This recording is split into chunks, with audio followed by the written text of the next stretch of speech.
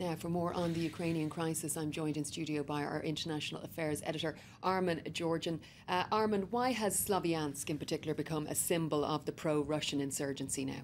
Well, the city has been described by authorities in Kiev as the hottest point in the insurgency. It has one of the most strident, self-proclaimed pro-Russian mayors in eastern Ukraine and one of the most active policies of taking hostages in order to deter Ukrainian military action.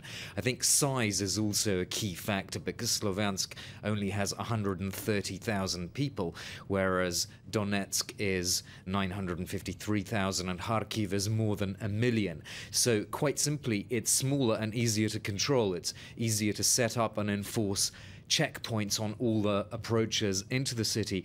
And also, it's probably easier to make those who don't share the pro-separatist viewpoint to feel more vulnerable and perhaps less inclined to speak out. So I think in a smaller town, there's probably a psychological factor which plays a part too.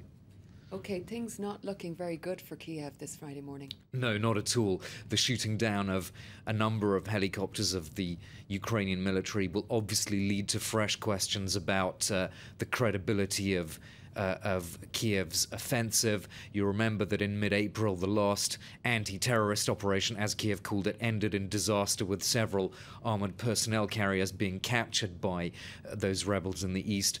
Kiev has announced that it's reintroducing conscription into the Ukrainian army. It's very hard to see how that will make an immediate difference in the face of these very well-trained and equipped forces on the other side. And, of course, the OSCE monitors that are still being held captive in Sloviansk. And what we've heard from the conversations between Angela Merkel, the German Chancellor, and President Vladimir Putin, it does seem as though the Kremlin intends to use these OSCE monitors as bargaining chips. OK, Franz van Katz, Armen Georgian, thank you very much for your analysis.